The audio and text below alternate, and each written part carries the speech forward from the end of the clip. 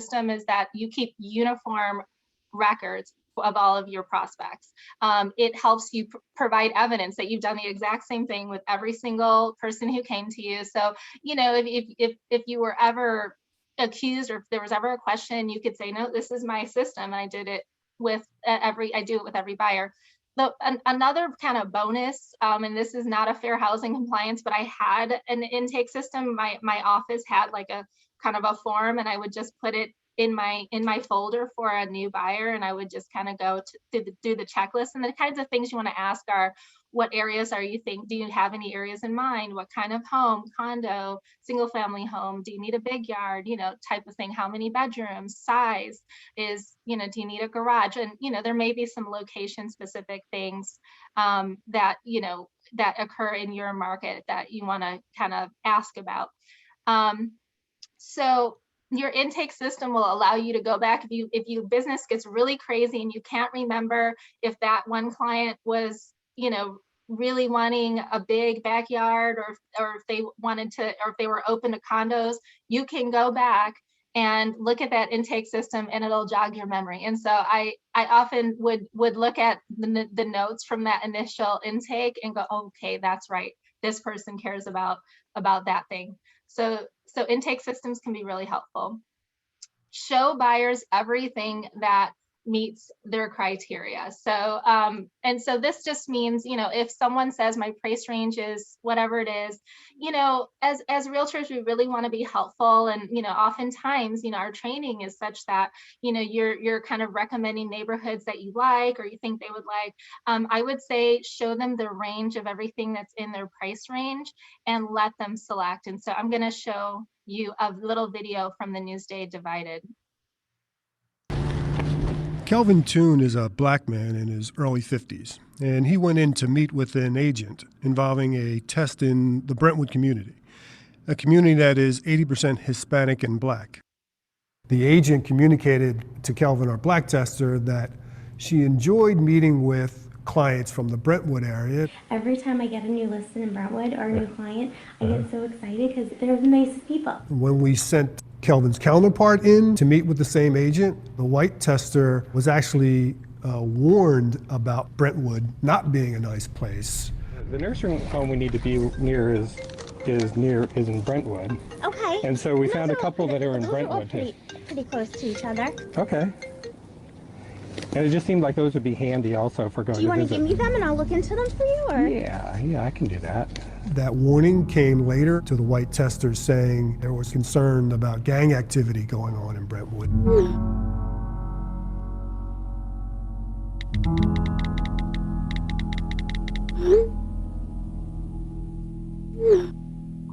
This agent wanted the white tester to know, but that information wasn't provided to Kelvin, the black. Okay, so Kelvin Toon is a black.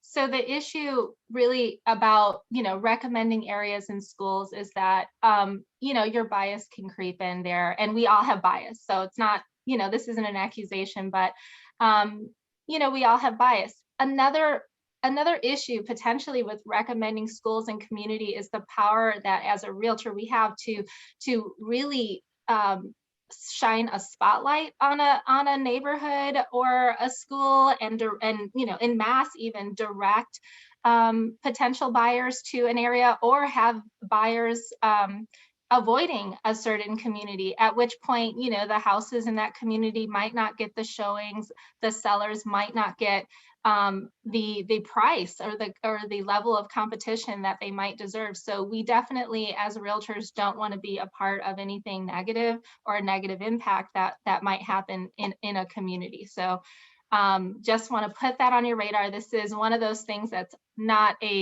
it's not a strict compliance issue, but it's more of a, you know, over and above the minimum of really, you know, kind of helping to potentially address some of these disparities.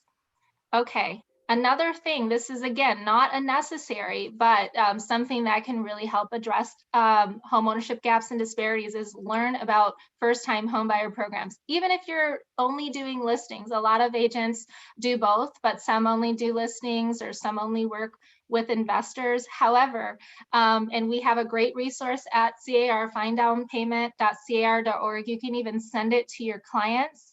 And what that allows you to do is to make sure that anyone, who might not have the funds to buy. So this could be a lot of folks in California. California is very expensive, but what we do know is that groups of folks, communities that have been historically discriminated against, who were shut out of buying a home when homes were very inexpensive and the ability to build wealth over the years, have less generational wealth. So it can be really helpful for those communities to have access to use a down payment assistance program, and for the listing agents and the sellers to understand that sometimes those down payment assistance programs can be very powerful, and even can pre-approve a buyer to the point where they're so super solid, maybe even more solid than that cash investor that may kind of make the offer, and potentially, not always, but sometimes those cash deals don't always come together either. So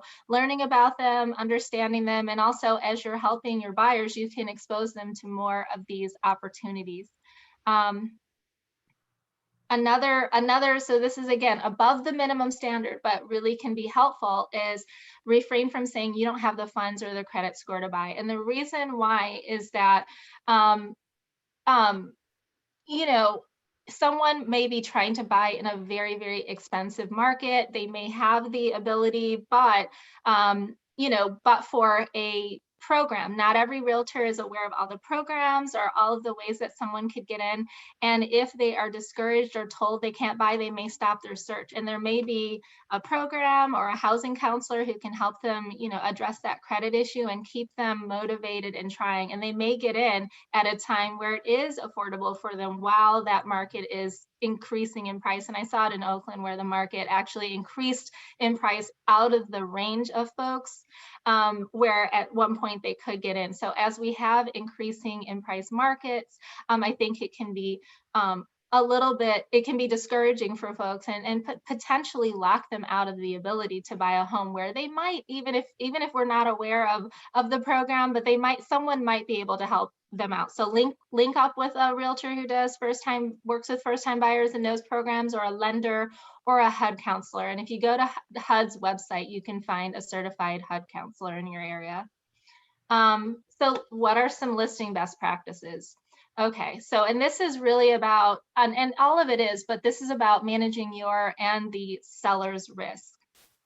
So go over the Fair Housing and Discrimination Advisory with clients, buyers and sellers. But it's really important for sellers, and if you are representing a landlord, for them to know all of the reasons that they can't be making their decision based on. So, and that is listed here, some of the practices that might be a little risky or problematic, and some of the best practices are listed here as well. And so this is with every purchase agreement, listing agreement, and rental agreement. Another thing, and this is controversial, but this is a new provision that is now in the listing agreement, is to discuss buyer letters at the time of the listing, and there is a place in the listing agreement where you can discuss it. And the reason to discuss these buyer letters, and what you would say to your sellers, is that the buyer letters often include information that would let the seller know about the demographic information of the buyer. Again, remember, 22 protected categories in California, and oftentimes the seller is not aware. They're not trying to make a decision based on that. But remember, implicit bias works underneath the radar. So even becoming aware can potentially lead someone to making a decision on that basis. Also, and I know I heard it quite a bit when I was a realtor. You have people who say, it would be really nice for a family to live here. I raised my family here. And that is one of the familial status is, a prohibited reason under fair housing law. So just good to have that conversation. And this provision actually defaults to the seller saying they won't look at buyer's letters. And so they have to check and say they're okay with seeing it. And so this just allows for a way for the listing agent to have that conversation with the seller. They're not prohibited, but it opens the door to that conversation. Okay, so off-market listings, limited showings. So just a caution, the wider exposure to the market allows for more folks to see the listing, and it allows potentially for more people who aren't, represented by, an elite group or that one broker who's kind of just exposing it to their office or the small community that they're in. And this allows for potentially, people from outside of the area, maybe a wider demographic range to see the property. So it's not a that it's not a there is a new rule, the clear cooperation rule, but there are exceptions, but letting you know about the fair housing implications there. Another thing is that there are some a risk sometimes associated with sellers, and you'll get this in risk management, and the lawyers can explain it much better than I can, with a seller sometimes making that decision to sell off market really quickly and then coming back and saying they could have gotten a higher price. So just be aware there's twofold reasons to kind of avoid that, one with a fair housing implication. um, Advise the seller or property owner of the fair housing issue with wanting to know who the buyer or tenant is. So this happens sometimes where the seller will say, tell me more, who is this person, or do they have kids, or did they write a letter? And again, that's letting the seller know about those demographic reasons, or demographic designations of the buyer or the prospective tenant, and they might base their decision based on that, even if they don't realize that they're doing it. And so you might want to just kind of let your client know, okay, there's a whole bunch of reasons you can't make your decision based on, and we already know the price, the terms, all that, and this is up to you, but you might want to consider, you know, letting them know if they do ask that question about the potential for bias to creep in and all of those protected categories that they cannot make the decision based on, at least under the law. Okay, so general advice for everyone. Learn about implicit bias. I'm going to put a, a, a resource in the chat from NAR where there's a video that kind of talks more about implicit bias. At some point, realtors will probably have to take implicit bias courses in their continuing education, but it's not too late to learn, or it's not too early to learn. Don't wait to the CE, because again, this testing could happen at any time. Use inclusive language in marketing. So this is one of those things that is a best practice. It's not like minimum compliance, but consider whether your marketing is encouraging certain groups or discouraging certain groups. When someone says this is a nice home for a family, or it's in a walkable community, which might signal that there might be a bias against disabled folks, or it's near a synagogue, or even the term, and again, this is controversial, but some folks are offended by the term master bedroom. It's starting to kind of go out of style to say that. People are saying largest bedroom or an ensuite bedroom. And so just kind of think about the language and what it might signal, and also making sure that you're showing that you're welcoming and opening in your marketing. Again, not again, but maybe also having, if you have pictures, having diversity in your pictures, people from different demographics in your pictures and your marketing. And also think about how you describe neighborhoods. So I heard this quite a bit in Oakland, whether it was in an open house or in the office.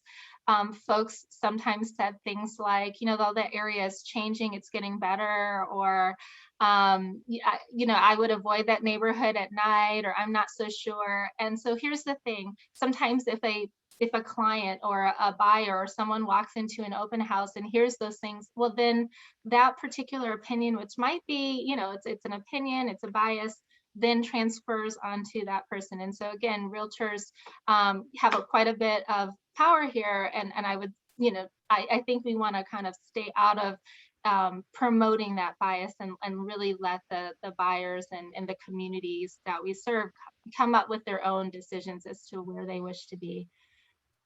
So examples of language to avoid. So we kind of talked about that, and I have a 45-second video to show you. On the school bus, see the moms that are hanging out on the corners.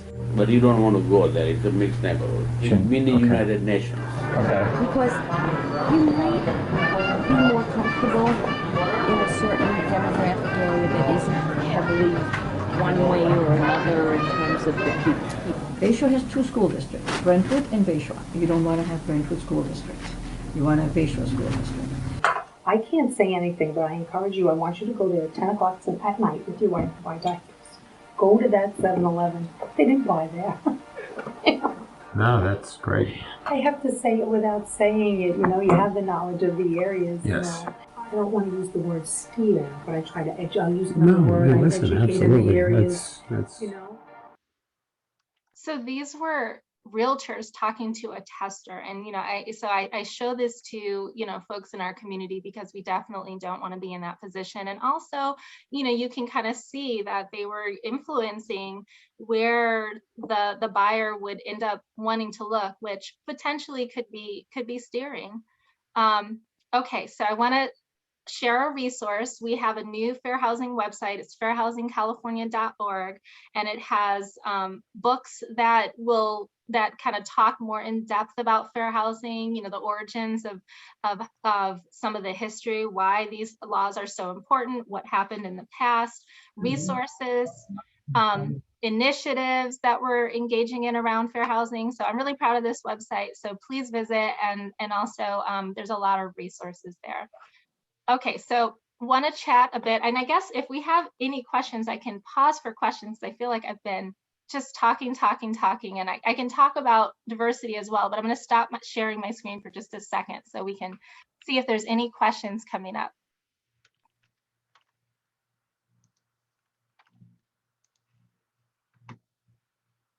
Okay, so I don't see any that are coming in. So should we just go on to diversity really quickly? Okay, I can't hear you, Ellie. You're muted, but I'm going to take that as a yes. That was a yes. Oh, we do have a question in the chat. What are the laws of family size versus house size in renting a home? For example, family of 5 or 6 to rent a 2-1. Okay, so I think some of those are determined by particular programs or locations and municipalities. So that is a very specific legal question. So I would say look up if there's. And you can also call our legal hotline. And I don't have I had it on my thing, but I don't have it right here. We'll put it in the chat. The telephone number? About that. The telephone number, or they have a website, so that you can go to. But I would say, there are folks that ask that question because I've heard there's landlords who are just like, I think I don't want to have kids in this rental, like things like that would definitely be, on the line of, discrimination potentially around familial size. There are some, or familial status. There are a few exceptions based on age. It's very specific for senior communities, so it's not 100% that these categories you can never make a decision based on them. But just putting it on folks' radar, because sometimes there are times when people are just preferring the single childless individual, or the family to sell to because they raise their family in a way that is very much based on that designation. Thank you, Matt. Okay, so I will, and thank you, Lynn. All right, so, and Ellie as well. So everyone chimed in the chat. So, and did we have, is it the decision of the client you're representing? Okay, so that is also a great question, Benny. So here's the thing, as realtors, we often, and I say I'm no longer practicing as a realtor. I'm not in competition with realtors. I'm here to support, but I identify as a realtor. But realtors are in the role of letting your clients know about all of their risks and also managing your own risk. And so if the seller is unaware and they don't know that there's a particular law that's banning something, it's really, especially with the realtor, being constantly trained on these things to make sure that the seller is informed. Now, there are times when a seller insists on doing that, then could expose the listing agent to risk, or the buyer's agent to risk. And so we're putting this on your radar as well. And so I think if you ever have a question as to whether it's safe to continue to represent someone, because again, these are things that in Long Island, there are folks who are still under investigation. There are licensing implications. There's code of ethics implications. So you want to make sure that you're also aware, and then you can kind of figure out how you feel about a particular course of action. But oftentimes, the seller just simply does not know. It is often, I've heard so many times, it's a custom for people to say, I really care about who's going to live here, and I connected with those folks because they're about to start their family. And that is understandable, but and not as well known that potentially has fair housing implications. Okay, so I'm going to share my screen and talk a bit about diversity. And I understand that some folks, if you're kind of a solo practitioner and don't work in an office, it may seem a little less, but we all are members of a community and organizations, our realtor association committees. And so these are concepts that can be applied to a lot of different concepts. And as a DEI person, I just want to make sure we touch on that. Okay, so let me know if I'm sharing, if you can. I can see it, yes. Okay, awesome. Okay, so I want to define diversity. It's a range of social identity groups that comprise an organization and society. This is the who demographically is involved in your communities, and it can be measured by demographic analysis. Okay, and it's important to remember diversity is about more than just race. And so we all are in a demographic, we all have a gender, a race, a sexual orientation, we have backgrounds, we have hobbies, some of us have disabilities, all different things that make us all unique. There are folks who are from cities, folks from rural areas, all of those things make up diversity. Oh, big brokers, small brokers, all of those things. Why is diversity important? So diverse groups make more complete decisions. And I like to use the analogy, if you want to go fast, go alone. If you want to go far, go together. So if you kind of really flesh out or think about, a decision, that's a little bit harder, but oftentimes that decision is really, really more complete. Diverse businesses and organizations may better understand their communities. So you have folks from all different backgrounds that may be existing in your community. So there's a more of an understanding, and particularly around homeownership. There may be challenges that a particular community is experiencing. So having representatives from those communities, or from a small brokerage or a large brokerage, within your associations, can really kind of help get all of those perspectives into the room. Diverse businesses, associations may better serve the community, i.e. when there are language needs. So if you have an office that, has realtors who speak more than one, who represent different communities and different languages, well, then that brokerage is better able to represent, all of those different communities that may exist, kind of in your area. The real estate industry did openly exclude people of color and women, and we now need to be at the forefront of ensuring that all are included and welcomed. And so the fallout from that exclusion is that our community is not as representative and diverse of, the community out there as it should be. Some of these things, don't just kind of change overnight. And so we have to be focused on, what happened in the past, and making sure that we're not repeating that, or we're changing the patterns up so that we really are welcoming and inclusive. So what can businesses and organizations do? Okay, so I have a resource to put in the chat. So this is a roadmap from NAR. Let's see. Okay, so I get really good at doing more than one thing at a time. Okay, so one thing that you can do is compare community membership and leadership demographics, and you can do this in your offices as well. So you can take a survey of your members. You can take a survey of your leadership, and also there's census data about your communities. And you can, I mean, you can literally look it up on Wikipedia, although there are probably some government sites that give a little bit more up-to-date and detailed information. But there is an NAR tool, and I'm looking for it, but you can, I thought I pasted it in here, but there's an NAR tool. And if you go to the website that I put on there, you'll find it. If you poke around a little bit, that allows you to kind of, they have a tool that lets you know the race and ethnic background of your members based on the association. Consider barriers to inclusion. So just kind of think about, like, you know, meeting times. Consider captioning for video, for vision impaired, you know, if you're doing a Zoom, because, you know, maybe people who, you know, have vision issues might not be attending. You know, people who maybe have kids, you know, might not come to a 3 o'clock when school is out, or letting out, or a 9 a.m. meeting, or they might have problems coming to those meetings. So think about ways to really be representative or inclusive. And I say, if you build it, they will come. So, you know, think about inclusion, you know, even if you don't think that you have folks, you know, in those categories in your community, because maybe they've been avoiding coming because, you know, there are barriers to them. Partner with multicultural groups for events and initiatives. So this allows for kind of a cross-cultural experience, learning, and it also, you know, kind of signals that the organization is open, you know, to, you know, various groups.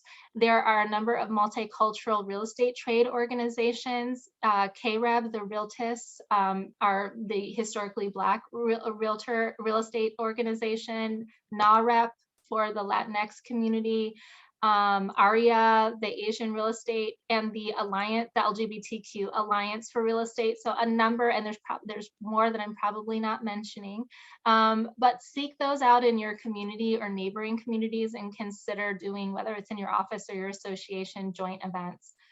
Create opportunities to learn. So book discussions and presentations. So you might have a speaker come in, and NAR has grants to bring in speakers. So I know I participated in an event where they had gotten an NAR grant to have Bill Dedman, the person who did the Newsday investigation, come and do a presentation. There are a number of books, and I'll put some in the chat. You know, maybe have a book discussion where everyone reads the book. You give them about a month and a half, and then they come and chat about the book. So other things you can do, make sure your marketing portrays diversity. We talked about that before, but really key to kind of signaling to the greater community that this is an inclusive place. And then I'm going to talk about a few concepts that I find to be interesting to think about when we think about inclusion. Okay, so allyship.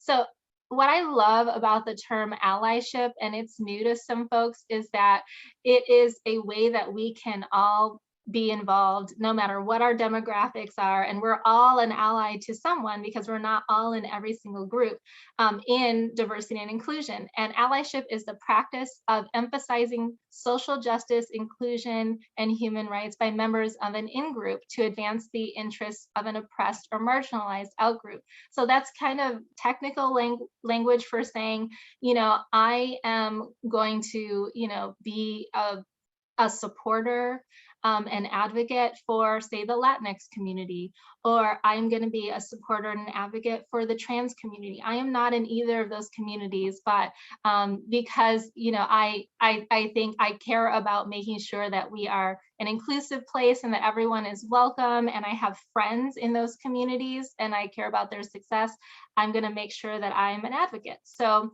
I have a resource to put in the chat about allyship. Covering is any activity used to tone down a disfavored identity to fit into the mainstream. And so this is where, you know, maybe someone based their sexual orientation, they might have a disability that they're not talking about, maybe a mental illness, or, you know, maybe they practice a religion and don't bring it up very much, you know, in the group. Whereas folks who are, have demographic differences, maybe that are more in the mainstream. Maybe straight people are talking about their husbands, wives, partners. People who are in certain religions are talking about their holidays, but other folks may feel like they are wanting to avoid bias or being treated differently. So this is an opportunity to openly discuss, all the ways of being inclusive, having events that are very inclusive of different communities. And again, if you build it, they will come. So having, an inclusive marketing and inclusive events will signal to folks who might feel a little reticent about being completely open in a space that they are welcome. So I have another resource to put in the chat. Again, multitasking and talking, learning how to do that. And another concept that I want to call your attention to is calling in. And so this was a new one for me, and that I came up this year, and we've all been on Zoom and looking at different things. And I really like calling in versus calling out. So calling in is the act of checking your peers and getting them to change problematic behavior by explaining their misstep with compassion and patience. So rather than, getting into, a fight with someone or dismissing them or saying something negative to a group, pulling someone aside and putting another resource in the chat, and kindly saying, you might want to consider using a different term, that some people can consider that offensive, just out of friendship. And so I have a cute slide that of ways, so scripts, we all have scripts in real estate. I heard scripts on, if you go on a listing appointment, whatever it is, these are scripts, and it's more than just racism. So if you hear something that you think might not be the right thing to say, or an off-color joke, and you are uncomfortable but don't know exactly what to say, here are some scripts, and I'm going to put them in the chat because I just think this is wonderful. Coming with a question and saying, I don't quite understand why you said that. Can you explain that? I'm not comfortable with that, or that's not a funny joke, or that's not the kind of thing that we say here. I think, it's totally okay to kind of call that out, and it can be said in kindness. If you're looking for something to say and I've gotten stuck where I've heard something and I'm like, I don't think I like that, but I don't know what to say. So here are some tools. And then I have some resources on diversity. And so I'm going to put them into the chat. Not going to go through each one by one, but I really do love all of these resources and have found them really helpful. And then finally, before we switch it over to Matt, just want to put on your radar about our business meeting. So as we promote diversity, I want to make sure that everyone in the state, maybe folks who don't always come to our meetings and our Reimagine, or maybe haven't thought to try to serve on a committee, are aware of all of these opportunities. So our fall business meetings, and I didn't put the date or the place here, they're going to be in person, but we're going to have some, we're going to continue to have some of these forums, and some of them might be broadcast on Zoom. So open your emails. It's actually going to be in Anaheim, so come down and join us. I will be there. Matt's going to be there too, October 4th through October 9th. Our Reimagine conference is free, and it's going to be completely virtual. It's October 5th through the 7th, and we have a variety of panels that talk about all different aspects of your business, including fair housing. So we're planning that now, and that's when that's going to be. I should mention that the business meetings are open to all of our members. So even if you're not officially on the board, you can attend, you have to ask for permission, but you can participate, give feedback, and we try to cover every aspect of real estate practice and business. So not just diversity and fair housing, although those are the things that I'm most involved in, but all kinds of other things. So we definitely want everyone's feedback there. We have a Fair Housing and Diversity Forum that happens at all of our business meetings, but we'll let you know it's going to be virtual, so you can attend that. That's to be determined when the date is. And you can check out our website, the events part of the fairhousingcalifornia.org for future events. And I also want to encourage everyone, you don't have to be even on your local board. You can apply directly to serve on CAR committees. You can recommend yourself or someone else. And the deadline is July 23rd.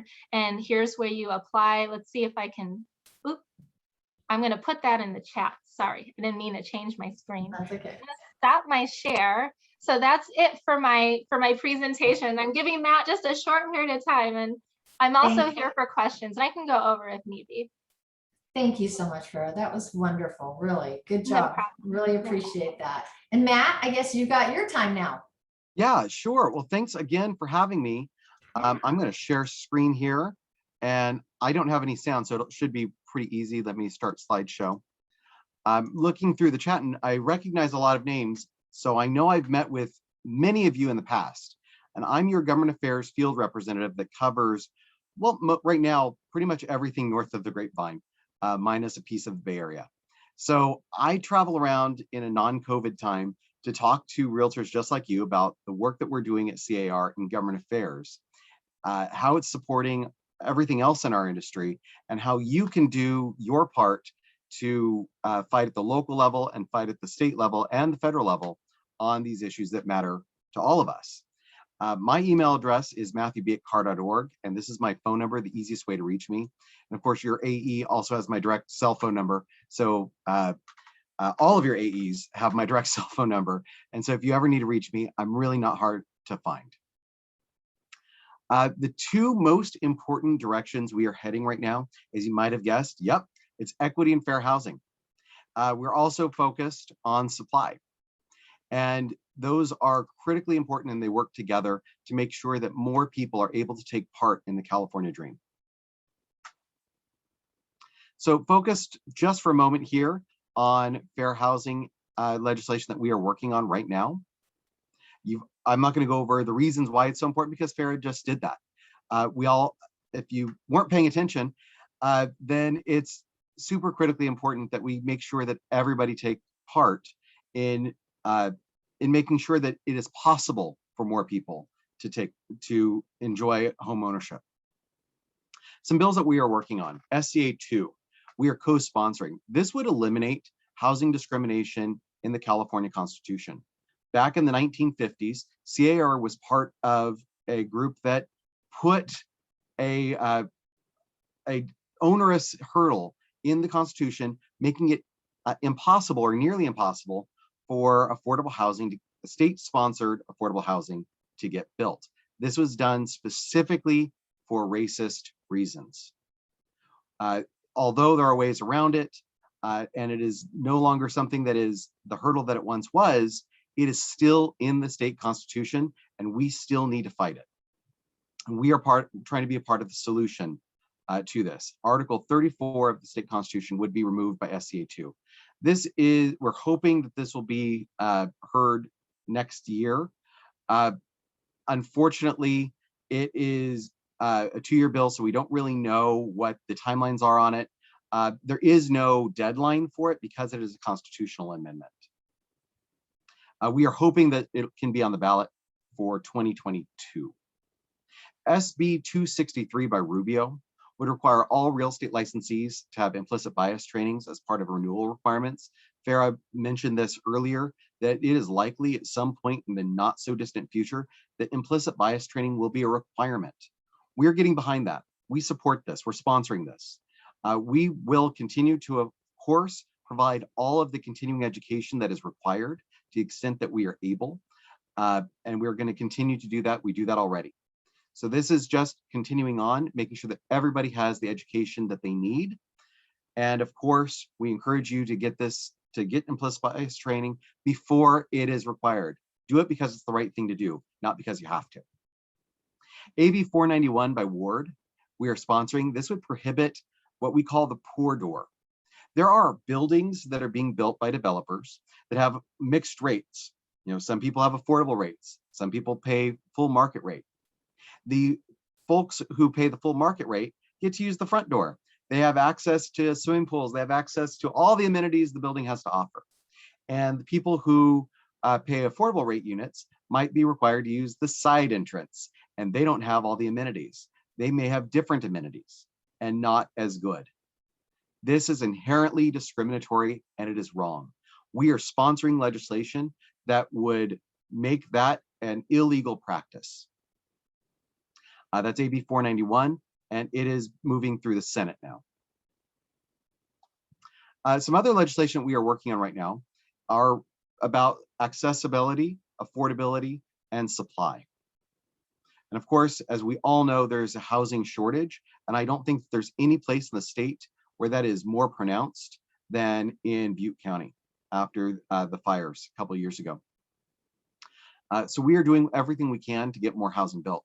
Some bills that we are working on right now, AB 571 would prohibit local governments from imposing housing affordability fees on deed-restricted affordable units. We love deed-restricted affordable units. We don't have a problem with housing affordability fees, but the problem we have here is that these fees being placed on affordable houses only make those affordable houses more expensive.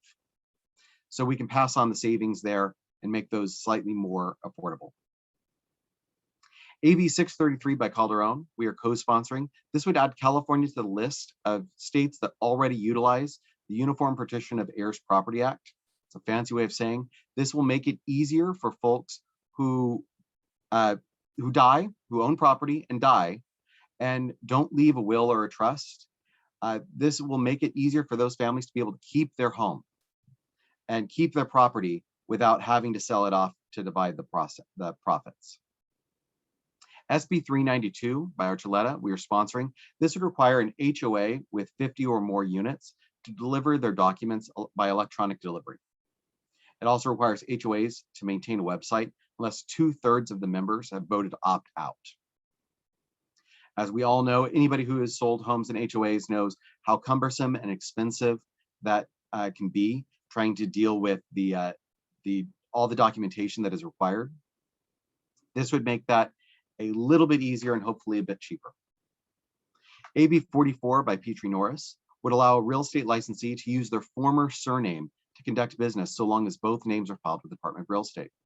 This is particularly important for folks who change their name for whatever reason, often because of marriage. And maybe they've built their career, they've built their reputation, and they've done all their marketing under one surname. And then they choose to change their name. Under existing law, they can no longer use their original surname, the one that they built all the goodwill and recognition with. This would make it easier for them to be able to keep using both names or just the name that they started with. There are 3 things that we're always asking every realtor to do to make a difference. And normally I'm on a big screen with everybody's faces on here, and I ask everybody, what are those 3 things? Or if I'm in person, I drill you in person and ask what those 3 things are. Today I'll make it easy. I'll tell you exactly what they are. To vote, take action, and give money. The first one I'm going to talk about today is to give. Contribute to the Realtor Action Fund. I think about, this is our political action committee, but I think about it like insurance. We buy insurance for our homes, our cars, our pets, our lives, our health. But what about insurance for our profession? We are always under attack in this industry. There are efforts out there to eliminate dual agency, and in smaller communities, being able to double end a deal is critical. There just aren't enough people out there working it. Sometimes you might be the only realtor working in a certain area. We are constantly out there protecting the mortgage interest deduction. We're out there keeping taxes low and making it possible for everybody to do business. There are a lot of efforts almost every year. There's an effort to eliminate the relationship that agents have, the independent contractor relationship that agents have with brokers. And that costs money to fight. We spend on average $148 per realtor per year fighting to protect all of these things. That's $148 per realtor per year. But we have saved you in the last year, we saved over $9,000 per realtor. And that number, by the way, goes up to over $13,000 if you're a broker.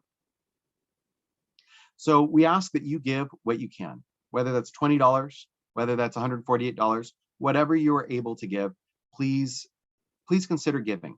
Easiest ways to give are on your dues billing statement. Each year, when you get your dues billing statement, check the box and just give right then. You can also talk to your AE or anybody in your association office. They'll be happy to process your contribution. You can also go onto our website and go at car.org and search for RAF, and you can give online. You don't have to give it all at once. You can break it up over the course of the year. How do we spend that money? Well, a third of that money stays locally, right there with your association. We bundle it with some other money, and your association gets to choose how to spend that on local issues and local candidates. We want you to be able to fight and be a voice of real estate in your communities. And those are big fights. Sometimes we need to remind the County Board of Supervisors or a city council or a planning commission why it's so important that we get housing built. Sometimes it needs to be fought on an issue-based campaign where we are fighting for or against local initiatives. And there's no community out there that is immune to these fights. The rest of the money is split between NAR and CAR, where we fight at the state and federal levels to get the right people in office and to fight on the right side of ballot initiatives. When I say right people, I don't mean Republicans, I don't mean Democrats. I don't care what party you started the morning as. Today, we are all part of the Realtor Party. The only things we care about in the Realtor Party are the ability to do business in this state, to buy and sell homes, and to keep people in those homes. Things we can all agree on. So please give generously, give whatever you're able to the Realtor Action Fund. The second and third thing are, of course, to vote and to take action. So, and I'm going to turn off my slide so you can all see me and I can see you, some of you. So vote in every election, but that's not enough. If you don't remember the last time you registered to vote, you need to re-register. If you've moved since last time you registered, you need to re-register. And think about it. You're helping your clients move all the time. They need to re-register. The only people who care more about private property rights than we all do are your clients. So encourage them to register to vote. Go to registertovote.ca.gov. Again, that's register to vote. And I'm putting that in the chat. Registertovote.ca.gov. You can go to that on your cell phone and register. It only takes a minute. So if you're eligible, please register and vote in every election. The final thing is to take action. We have red alerts that get sent out periodically. Sometimes they are asking you to send an email, or maybe they're asking you to make a phone call. And when those come, respond right away. It's always on a bill where your call or your email to your legislator, we believe, will make the difference. And it really can. I have seen where we have gotten 12 hours to change a legislator's vote, and we were able to inundate them with calls and emails from their district, all from realtors. And that made all the difference in the world. So if you get a red alert, or make those responses right away, ideally in the first couple of hours. We know you're busy, but it should only take a minute. And I've actually done this in the Oroville Association office, where I've had everybody pull out their phone and make a call right then and there. I only took getting everybody in the room to make all the calls took less than 5 minutes. So please respond right away to a red alert. And I know I went through that really quickly, but I'm sure Farrah and I are both, I know I'm speaking for her, but I know we're both very happy to answer any questions you might have about anything either of us spoke about today. Any questions? I don't see anything new coming up in the chat or questions. I see a question. Oh, do you? Where is If that? language is a barrier, a Nepalese client needs high school daughter or son at showings to communicate, texting works okay, but not easy. You know, that's a tough one. and just, I remember having, clients, in that position myself. And I would say might not be able to capture, every single language within a community. I am not entirely sure of the answer to that question. But I do think that sometimes, if you're thinking about, and there are some languages that are a little bit more common, but that we don't all speak, for example, Spanish, and, Chinese dialects, things like that, might be a little bit easier as far as diversifying your teams and your offices. You can team up with an agent if you knew an agent who might, to kind of speak a particular language, maybe consider representing that client together. But this one is a tough one. And I would say if you are running into any potential issues, consider calling our legal hotline if there's a legal question. But the key is, too, and this is a legal thing, it's not legal advice, but is to make sure that people understand what they're doing. When they're signing their documents, they understand what's in there. And so, to the extent that you are making sure that that is possible and that is the case, I would say do everything possible. And there may be a service, I know I worked at a nonprofit where we had, if someone were to call in, we were able to get on the line a translation service. So if it does become really important for, a very specific translation, there may be a service that you can call to have that particular translation in those instances. Of course, in the, in the open house, is maybe not the same as a contract. But, I just want to give you that resource as well. And I can see if I can find, the resource that we used to use at that nonprofit. I don't know it offhand, but that might be, kind of a solution to making sure that they're really clear on the key parts when you get to those parts. Farrah, I do see one here, and I'm not sure if you addressed it or not. It's what are the laws of family size versus housing size in renting a home?